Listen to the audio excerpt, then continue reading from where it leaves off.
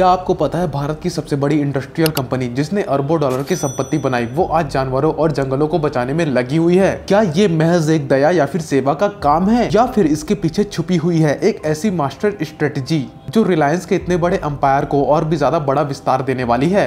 आज हम जानेंगे एक ऐसी कहानी के बारे में जो बिजनेस, पावर, पैसा और नेचर के बीच एक सबसे बड़ी जंग को दिखाती है।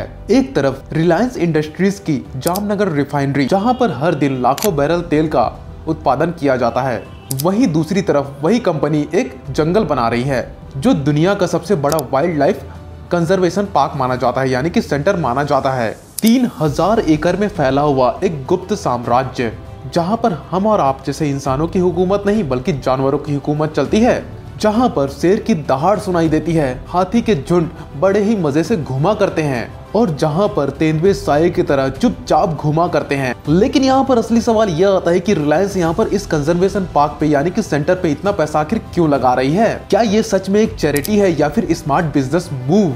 आज हम इस वीडियो में करने वाले हैं इस पूरे की पूरे केस स्टडी की असली तहकीकात, शुरुआत से लेकर अब तक का, इसके पीछे का मास्टर प्लान का, और यहाँ तक ये भी जानेंगे कि इसकी बिजनेस स्ट्रेटजी आखिर क्या है और इसका भविष्य क्या है भारत के अंदर और पूरे वर्ल्ड में इसका क्या इन्फ्लुएंस हो सकता है आने वाले टाइम में। तो वीडियो को यहाँ से अंत तक जरूर देखिएगा क्योंकि ये महज एक जंगल बचाने की रणनीति नहीं है बल्कि यहाँ पर करोड़ों और अरबों के खेल का एक नया पन्ना, एक नया चैप्टर है। दोस्तों, भारत दुनिया के सबसे ज्यादा बायोडाइवर्स देशों में से एक है। यहाँ पर 100 से भी ज्यादा नेशनल पार्क और 500 से भी ज्यादा वाइल्ड लाइफ सेंचुरीज है। लेकिन पिछले कुछ दशकों से यहाँ पर शेर, बाघ, हाथी, गैंडा और कई सारे दुर्लभ जानवरों की संख्या घटती जा रही थी। अवैध शिकार, जंगलों की कटाई और इंसानी दखलंदाजी ने हजारों जानवर को बेघर कर दिया था।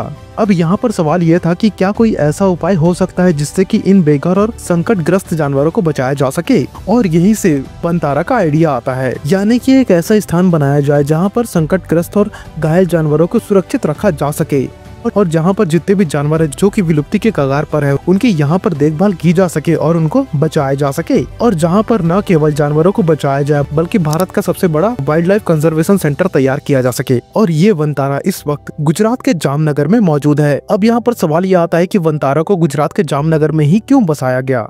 अब यहाँ पर ऐसा इसलिए क्योंकि गुजरात पहले से ही एशियाटिक लायंस यानी कि गिर के शेरों के लिए मशहूर है। यहाँ का वातावरण कई प्रकार से जंगली जानवरों के लिए अनुकूल है। रिलायंस का पहले से ही जामनगर में एक बहुत बड़ा रिफाइनरी प्रोजेक्ट था जिससे कि इस प्रोजेक्ट को लॉजिस्टिक सपोर्ट मिला और इसी वजह से ही रिलायंस फाउंडेशन ने वनतारा को जामनगर में स्थापित करने का फैसला लिया। अब यहाँ पर आपको ये भी बता दूं कि वनतारा के वाइल्ड लाइफ सेंचुरी में बहुत अलग अलग तरीके के जानवर मौजूद है, जैसे कि फॉर एग्जाम्पल लायंस, टाइगर्स, हाथी, गेंडा, तेंदुआ और अन्य दुर्लभ प्रजातियां। और वनतारा यहाँ पर इन सभी जानवरों को एक नया घर देने का काम किया करती है। अब यहाँ पर 2023 में वनतारा का पहला फेज पूरा हुआ।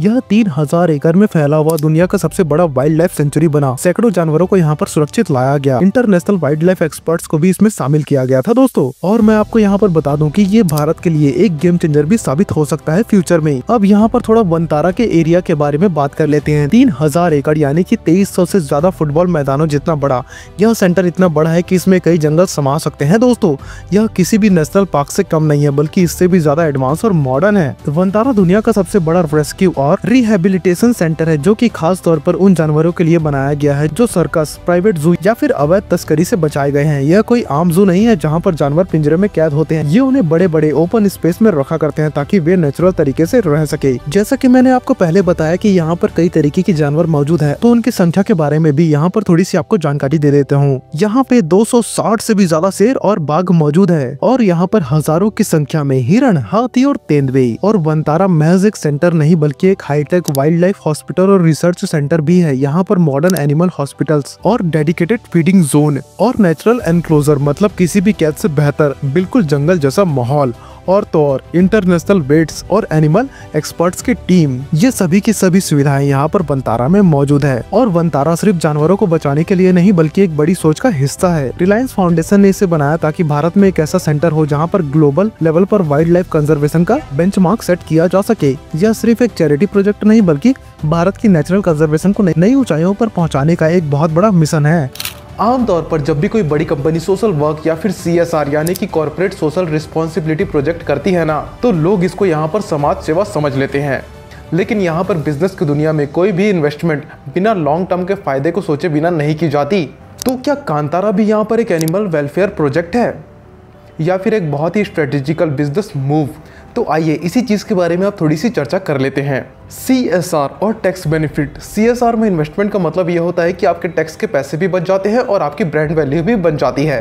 भारत में यहाँ पर कंपनियों के लिए 2% का नेट प्रॉफिट CSR में खर्च करना अनिवार्य किया गया है और रिलायंस यहाँ पर हर साल अपने हजारों और करोड़ों रुपए बचा सकती है अगर वो अपने पैसों को इसी CSR में इन्वेस्ट करे तो। वंतारा एक CSR प्रोजेक्ट के थ्रू टैक्स बचाने में रिलायंस की काफी मदद किया करता है और इसकी वजह से यहाँ पर सरकार के साथ उनकी रिलेशनशिप भी मजबूत हो जाती है और यहाँ पर इसी वजह से उनको बिजनेस एक्सपांशन के लिए बहुत सारी मदद भी मिल जाती है। और क्या आप यहाँ पर जानते हो कि आज के टाइम पे सिर्फ प्रॉफिटेबल कंपनी को नहीं बल्कि ग्रीन और सस्टेनेबल कंपनी को ज्यादा फंडिंग मिला करती है। ESG यानी कि इन्वायरमेंटल सोशल गवर्नेंस, ये स्कोर यहाँ पर कंपनी के सस्टेनेबिलिटी रेटिंग को तय किया करती है। यहाँ पर जितना अच्छा ESG स्कोर उतना ही ज्यादा अच्छा इंटरनेशनल इन्वेस्टमेंट अपॉर्चुनिटी, मतलब कि जितना अच्छा आप अपना स्कोर बना के रखोगे उतना ही ज्यादा आपको इंटरनेशनल लेवल पर इन्वेस्टमेंट का मौका मिलेगा। रिलायंस पहले के टाइम पर एक फॉसिल फ्यूल कंपनी थी जिसका ESG स्कोर उस समय उतना अच्छा नहीं था, लेकिन वंतारा जैसे प्रोजेक्ट के थ्रू यहाँ पर रिलायंस अपने आप को ग्रीन और सस्टेनेबल कंपनी के रूप में स्टैब्लिश कर सकती है दोस्तों। तो अब यहाँ पर रिलायंस का फोकस पूरी तरीके से ग्रीन एनर्जी और नेट जीरो कार्बन इमिशन पर है।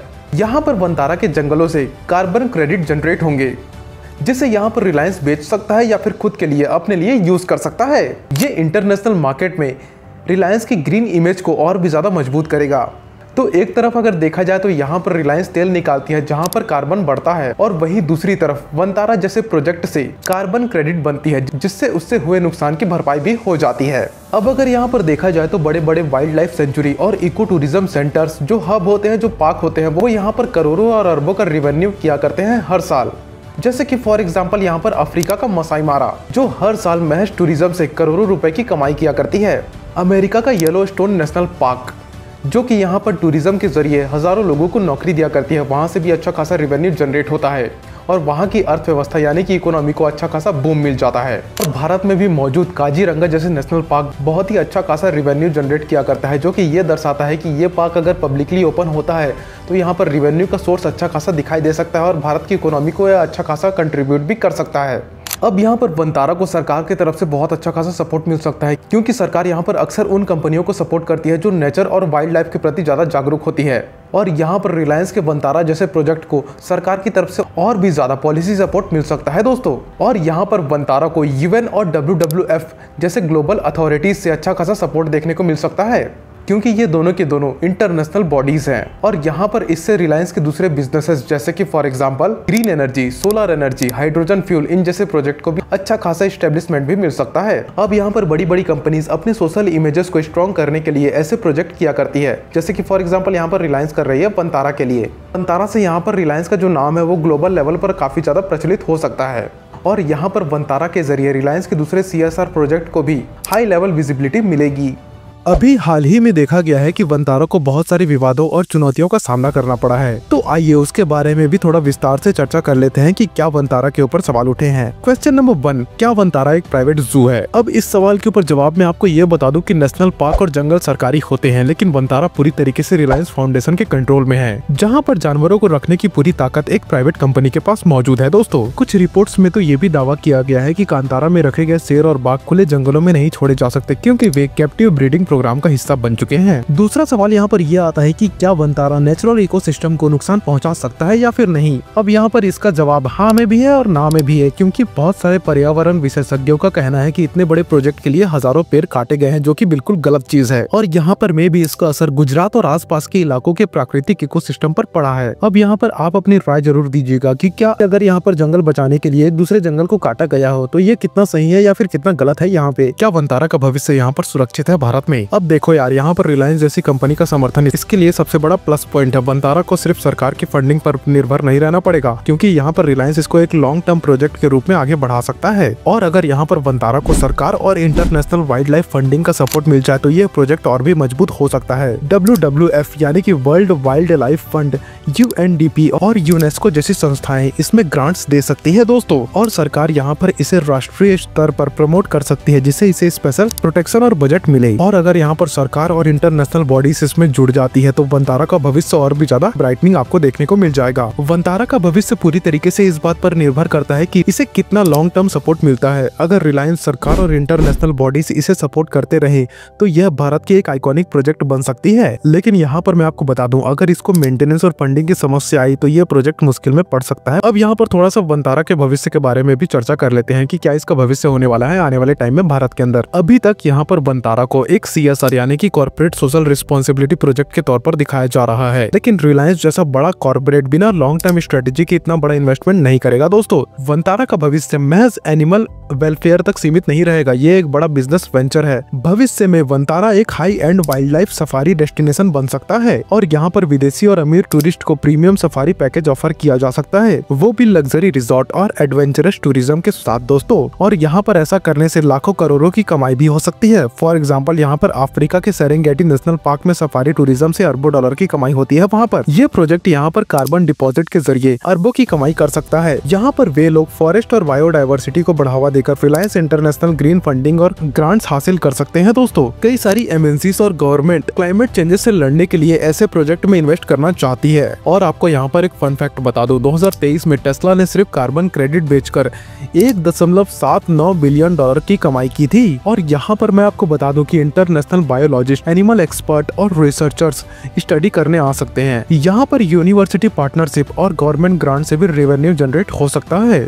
और यहाँ पर स्टूडेंट और एनिमल लवर्स के लिए पेड वर्कशॉप और ट्रेनिंग प्रोग्राम से भी कमाई हो सकती है अच्छी खासी। ऑस्ट्रेलिया और अमेरिका जैसे बड़े बड़े देशों में कई बड़े वाइल्ड लाइफ सेंटर इसी मॉडल पर चला करते हैं। आज के जमाने में कंपनियों को इन्वायरमेंटल, सोशल और गवर्नेंस यानी कि ESG इमेज बहुत ही मायने रखती है इनके लिए। और ग्रीन इनिशिएटिव से यहाँ पर रिलायंस की इंटरनेशनल वैल्यू बहुत ही ज्यादा बढ़ सकती है, जिससे कि नए इन्वेस्टर और पार्टनरशिप आएंगी। आगे चलकर फ्यूचर में रिलायंस वंतारा ब्रांड के नाम पर ग्रीन प्रोडक्ट और इनिशिएटिव को लॉन्च कर सकता है। यहाँ पर आने वाले 5 या 10 सालों में हम वंतारा को कुछ इस तरीके से देख सकते हैं कि यह एक इंटरनेशनल सफारी डेस्टिनेशन बनेगा। टॉप लेवल रिसर्च और एनिमल कंजर्वेशन प्रोजेक्ट यहाँ पर शुरू होंगे। रिलायंस इसे एक प्रॉफिटेबल ग्रीन बिजनेस वेंचर में तब्दील करेगा और भारत सरकार भी इसमें शामिल होकर इसे नेशनल लेवल पर प्रमोट कर सकती है।